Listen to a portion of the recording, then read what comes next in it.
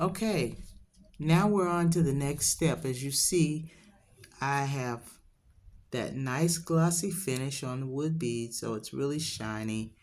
I am also going to be using some gold-plated washers because I'm going to put these in between as spacers in between each of these larger beads. Now, I'm using leather cord, but as you can see, this leather cord, which is about maybe 2 millimeters, is not going to be big enough to stabilize this large hole bead. So what am I going to do? I have a solution for that. I am going to use these small 8 millimeter beads. They're wooden beads also.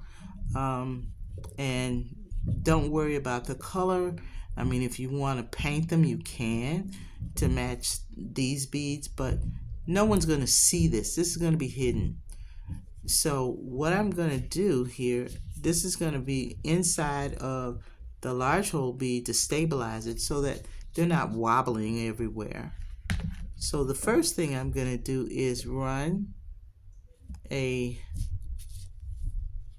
piece of leather cord through this first washer, and I'm going to run about 35 inches of cord, just because the way I'm going to assemble this needs to be on there, and it needs to stay on there as I'm assembling the rest of this necklace.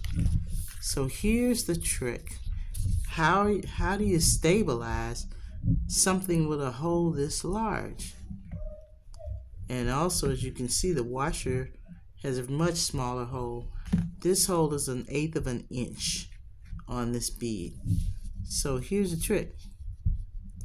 I am going to, I think I'll use a dark green one. Color doesn't matter about the smaller bead. Nobody's going to see it. But if you feel that you want to paint them to match the color of the exterior bead, by all means do that. Okay, so I have put this 8 millimeter wood bead on the leather cording, and I apologize for my gloves. Of course, this is what I used to paint these beads earlier. But anyway, now I'm going to run this cord through this bead, and this is how we're going to stabilize it.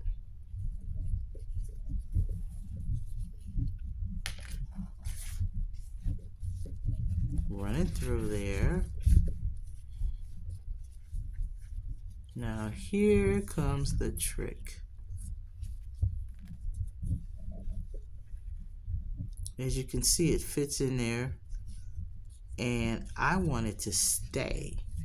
So I am going to put a little bit of Hypo cement, or you can just use glue if you want to, or you can use varnish, anything that's going to make it stick.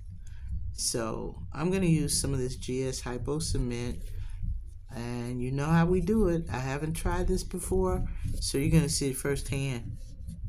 I like Hypo cement, but I don't like when you're trying to close this tube up how extra cement oozes out of the tube.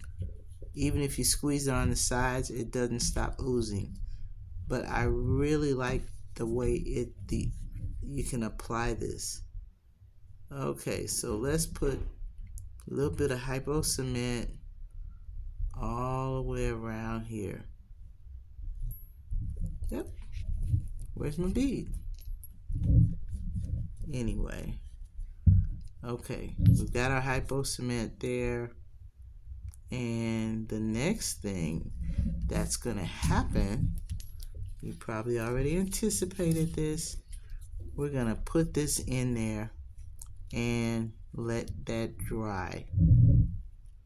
So that's going to stabilize that bead. That bead's not going to go anywhere. It's not going to be wobbling around when you actually put this necklace on, or someone puts this necklace on.